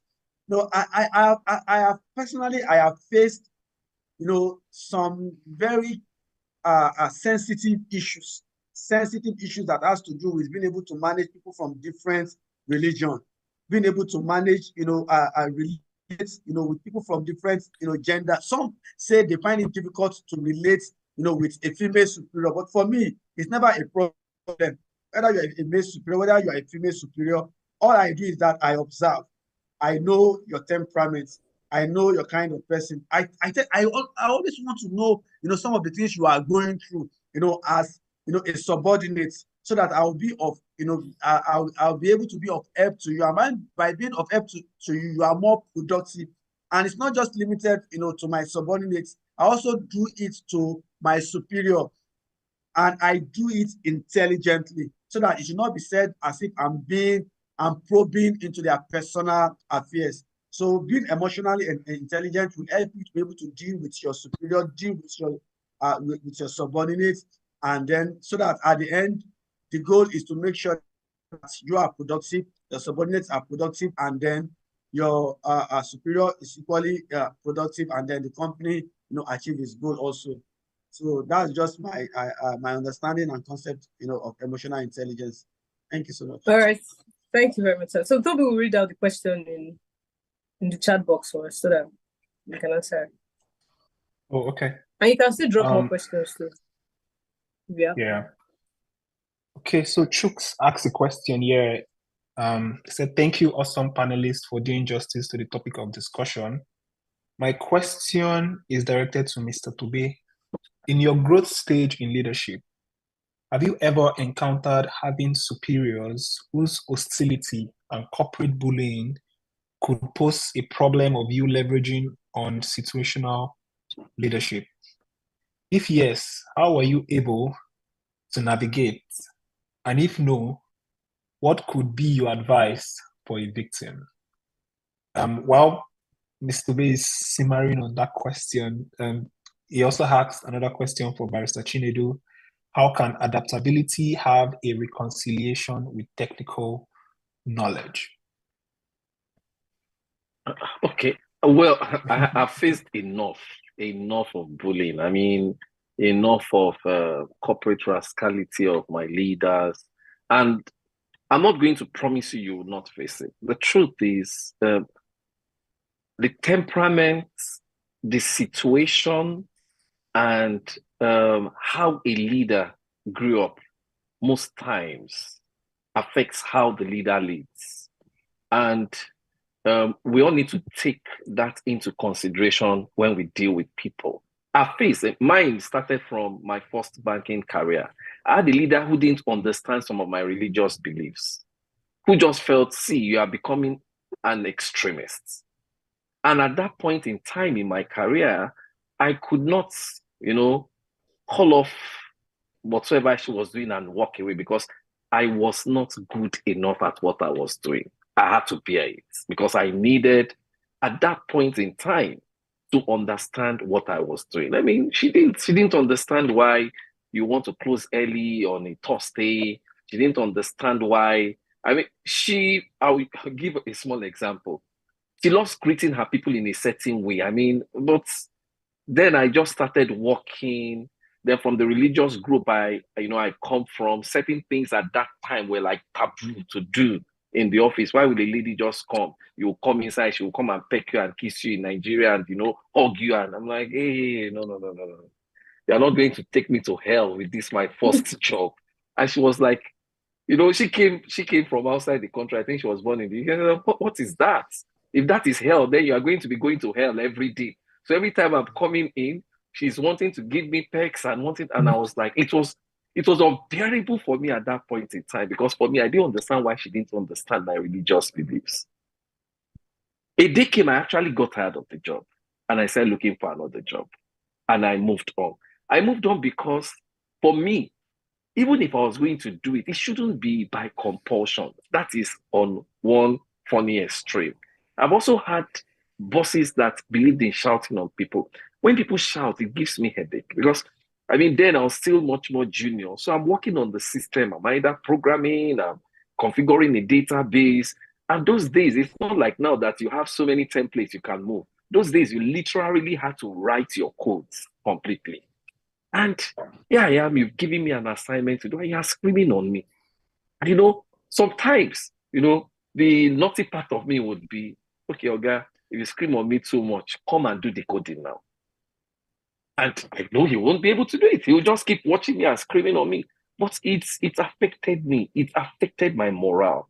It made going to work look like, so I could go on and on. I faced a boss who called me and said to me, I'm not going to promote you, after I had been waiting for my promotion for 2 years. And I said, why? And it was like, I'm not going to promote you because I told you to do something, just one thing. And what is that thing? He said I should mentor somebody. And I concentrated more on his job than on the mentorship of that person. And he didn't promote me after 2 years. Something completely unrelated. And this is real. And at that point in time, it was a critical promotion because I was moving from assistant manager to deputy manager. And he stood his ground and he didn't promote me. So I could go on and on talking about rascality of leaders. Yes, I've faced it. The question is, how do you cope with it? Now, everybody, we belong to 3 different buckets. You are either low premium, regular premium, or high premium. If you are low premium, you need to learn. So you need to accommodate some of the excesses of the people because you are low premium. If you leave that place, if it's a good place where you can learn, who will hire you? So that's why, as fast as you can, move away from a low premium level. Many people who are low premium have to bear many things if they want to maintain a job. And because they are low premium also, they are not speaking at the same language with their leaders. And it's frustrating to a leader when the leader is giving you deliverables and you are not speaking at the language of the leader. So those who are low premium, I'm sorry. It's either you step up as fast as possible or you have no option but to bear some of this bullying. For the regular premium people, my advice is this: have discussions. Have discussions and explain, oh, this is what you are doing, sir or ma. It's not helping me give my best to the job. And if the person does not change, walk away. Look for another opportunity because you are regular premium. At least as regular premium, you'll get opportunities. But hey, if you are high premium, you can't be bullied.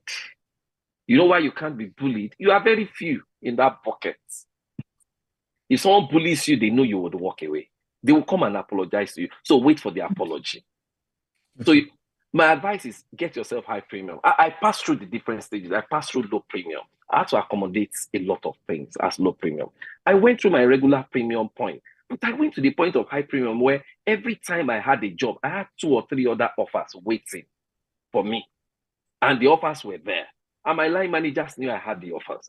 And so if they make the mistake of maybe even shouting, because I told you shouts give me headache. If they make the mistake of shouting, they will call me because they know I would walk away. I'm not walking away because I don't want to do your job. I'm walking away because you are not giving me the opportunity to give the best. And I have a brand to protect because I believe I am not regular. I'm high premium. I have a brand to protect, and that brand can only be protected when I have the right environment to work. So if you're high premium, pick your environment properly because the brand to be protected is yours and not that of the leader who is bullying you. Thank you. Thank you so much. We need to move from low premium to high premium. Barrister Chinedu, the other question is for you. How can adaptability have a reconciliation with technical knowledge?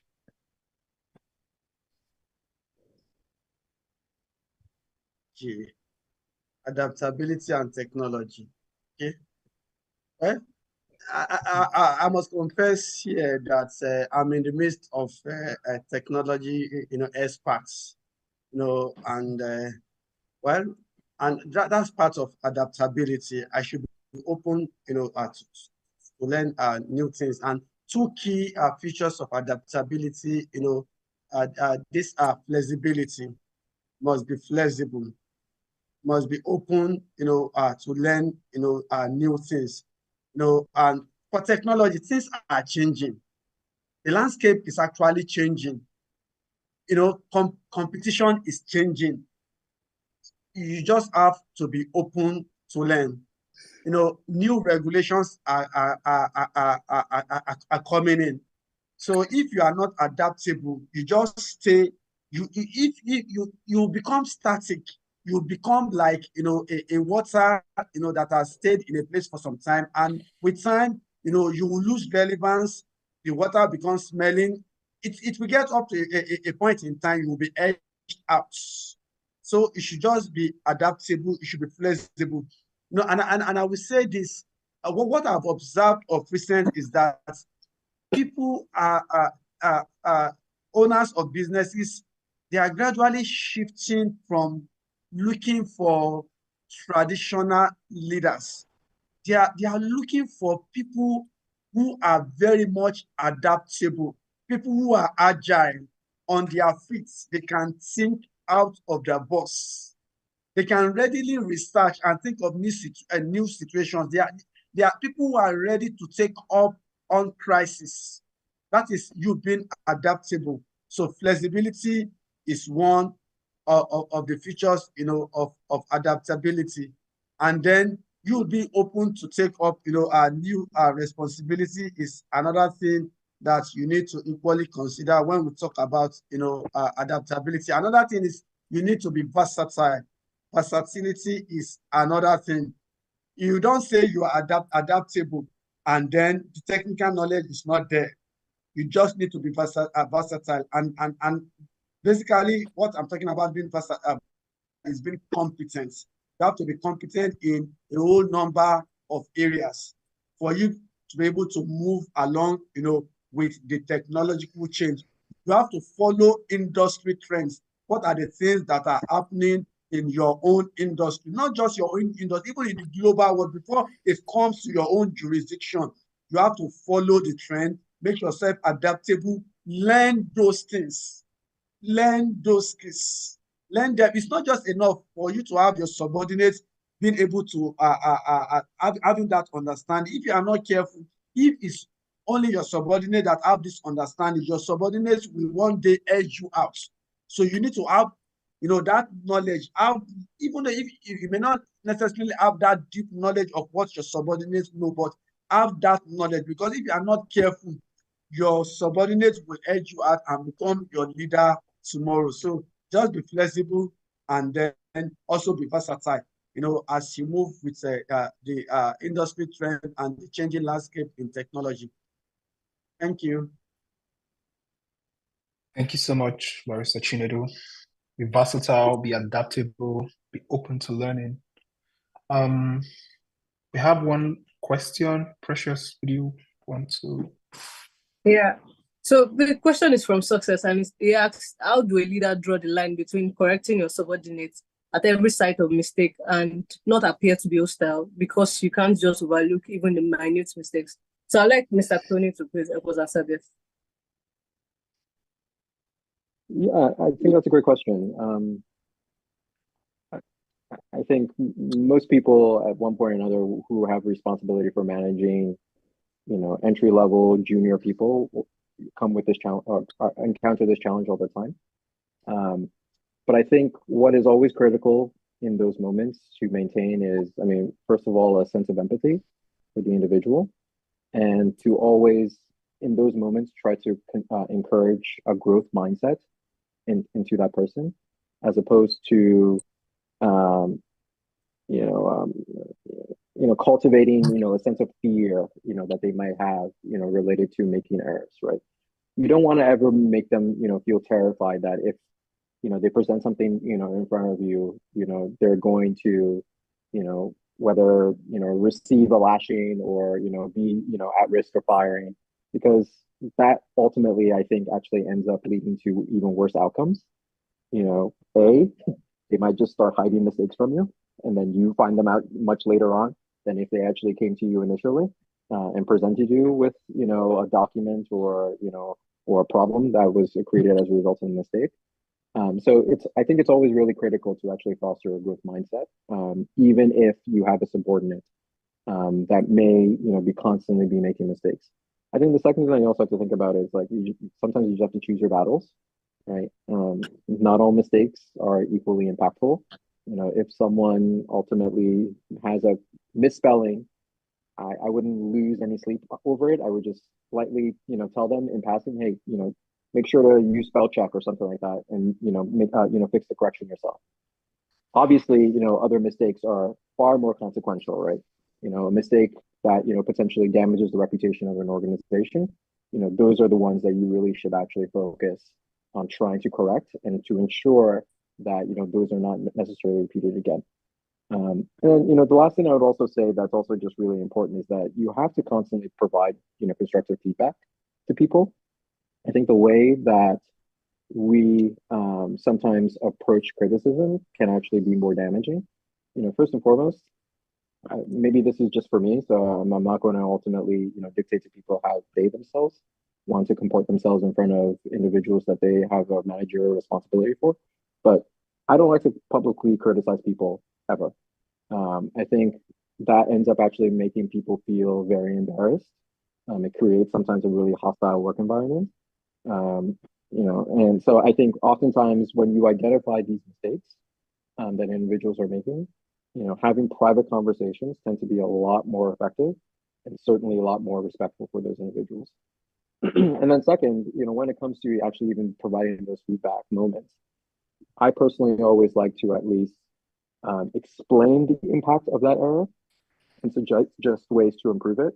But at the same time, use that as an opportunity to actually reinforce, some of the things that an individual might actually be doing and doing well, right? So for example, I would say, hey, look, you wrote a really great essay, or you wrote a really good memo, or whatever, however, I think you need to be a little bit more deliberate about X, Y, and Z. But, regardless, great job. I think you are actually improving. This is a major step up from, the last, X, Y, and Z, attempts you've made. Constantly make them feel as if like they're actually progressing, and give them the tools in many ways to actually continually progress. And then lastly, and sometimes I think this is something that we fail to actually really cultivate intentionally in our organization. In some organizations, it just happens by happenstance, but by encouraging it as a leader, you just save a lot of your time yourself. I would actually encourage some of the subordinates that you have, be like, before you turn anything over to me or work product, have a conversation with some of your other colleagues, right?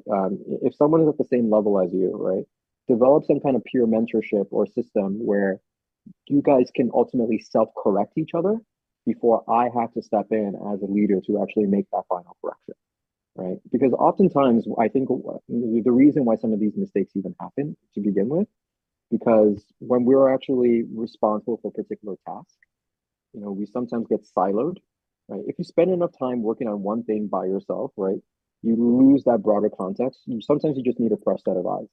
And if someone else who happens to be sitting right next to you can actually just do that for you really quickly, be like, hey, I'm about to send this email. Hey, can you do me a quick favor? Just read through this really quickly and point out anything that looks wrong to me before sending it, to the boss.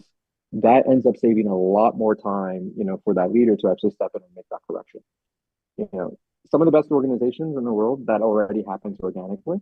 People have that level of camaraderie, that willingness to actually reach out to someone next to them and ask for help.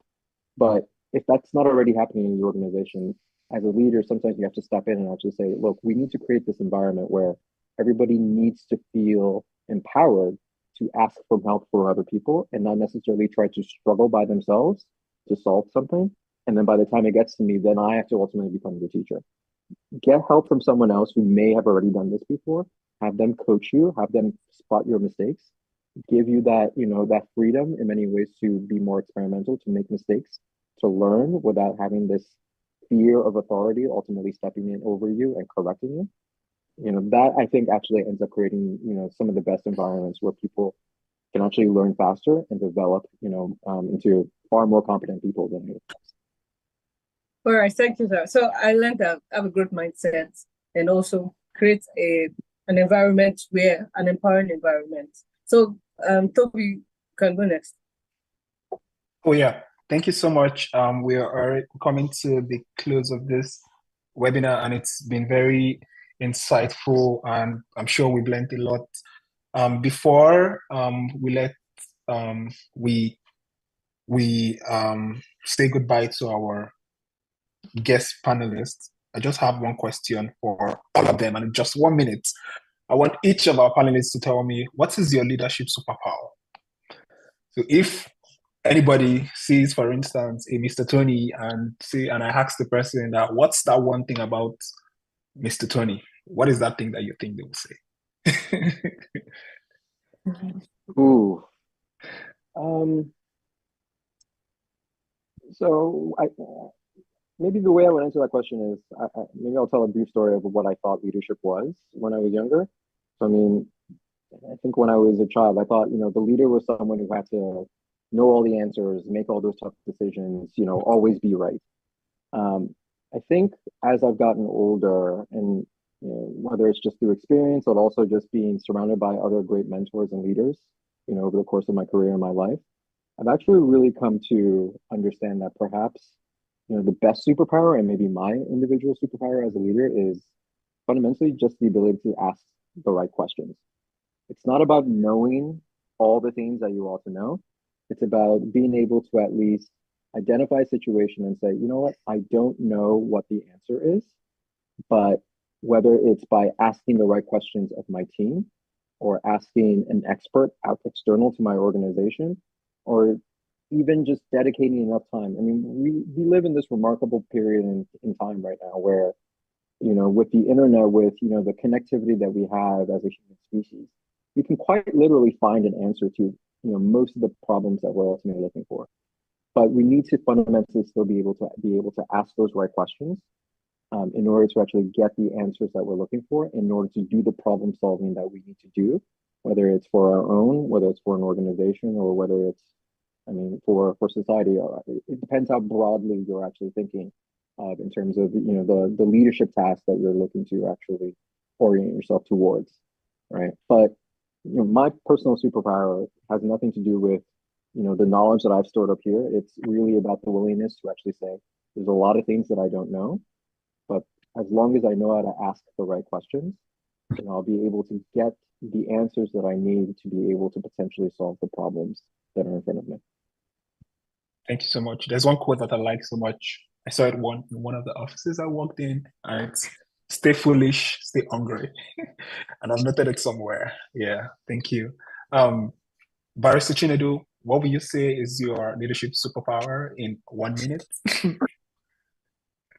Okay, so for me, it's leadership by influence.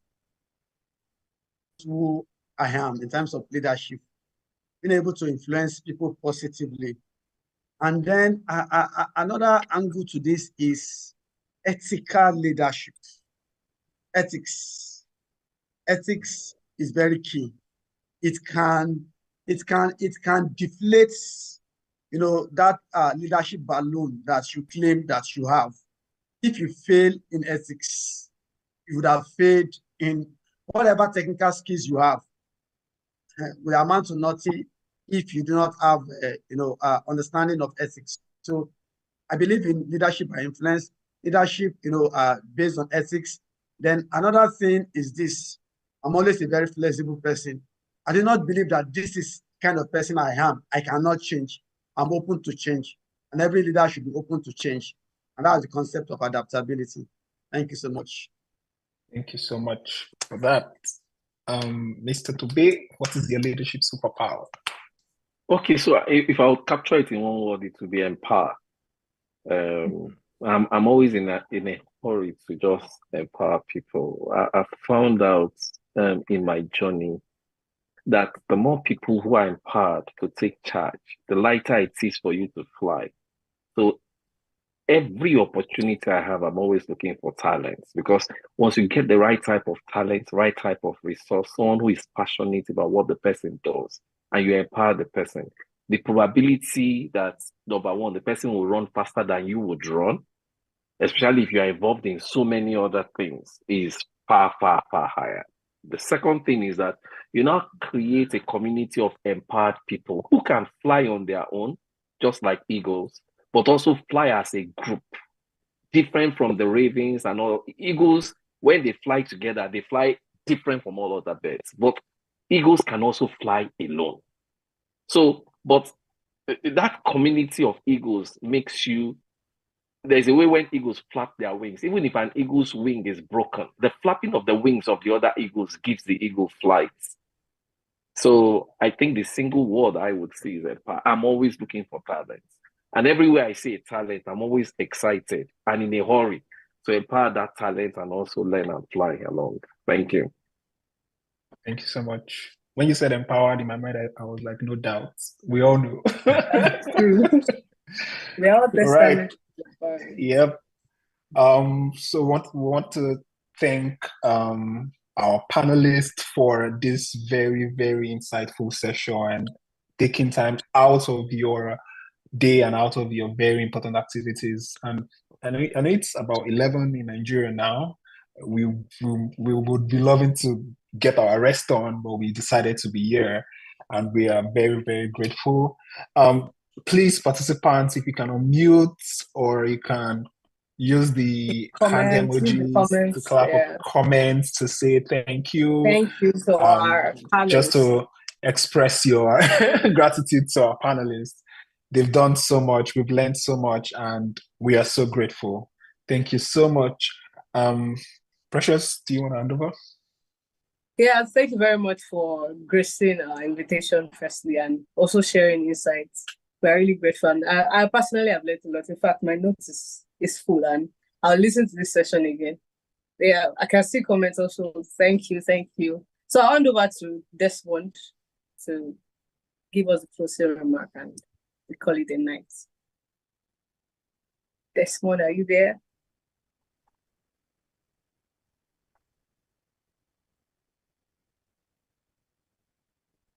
Desmond, are you there?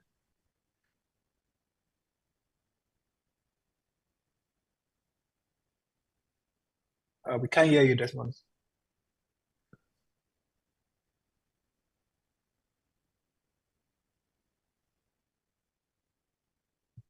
Can you hear me now? Yeah, yes, we can. Sorry. I was speaking. I was saying how that has been an interesting session. Thank you, Miracle. Thank you, Precious, for being great moderators. And to our panelists, thank you, Mr. Tony. Thank you, Mr. Tobe. Thank you, Barrister Chinedu, for that insightful session. I mean, it was like drawing from different wells. For me, it was like I was having a cocktail or Five Alive, just a mix of different things blended together, and then you're just having it all in. Thank you so much for all of that. Right. So I see the comment section is buzzing and is bubbling with thank yous. All right. So it is about 11 p.m. here in Nigeria. And before we go, I'm sure a lot of people are wondering who are these guys that have set this thing up and what do they do? So I'm just going to give you a brief overview of who we are and what we are trying to do. So this is brought to you by the Leadership Compass. And at the Leadership Compass, like I've said, we are a group of young, talented professionals, young, talented professionals, I would say, who are interested in developing leadership, right, within Nigeria, Africa, and even in the world at large. And Precious is going to be posting our social media accounts on the chat so that you can also follow us on Twitter, on X, on Instagram, on LinkedIn, so that you can see the good work that we do. We also have daily nuggets, I'd like to call them trainings because they are insightful 2 minutes trainings insightful 2 minutes trainings. Just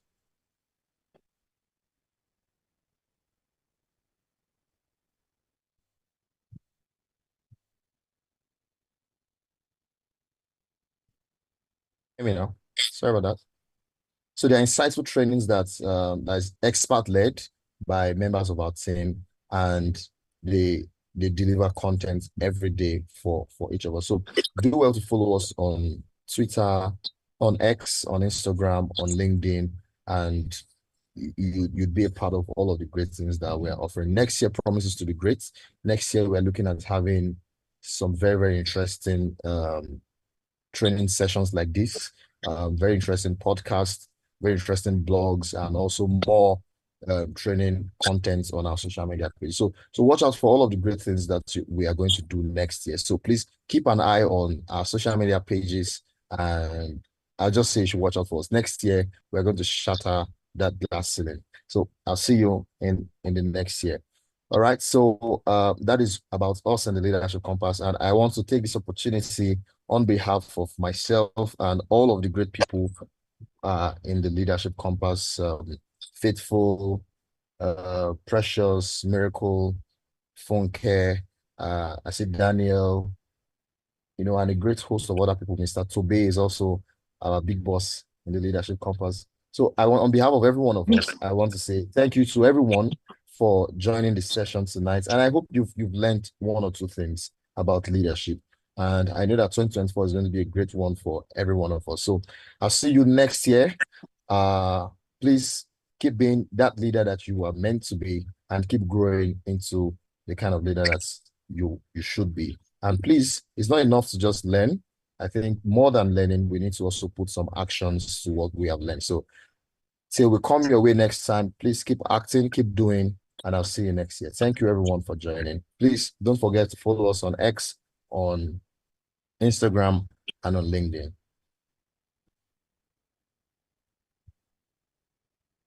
So thank you very much. Bye for now. Hi, everyone. Bye, everyone. Thank you.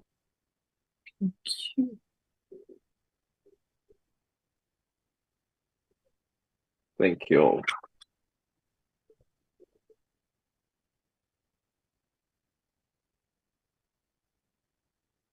Recording stopped. Leadership. Thank you. Thank you, sir. Thank you, sir.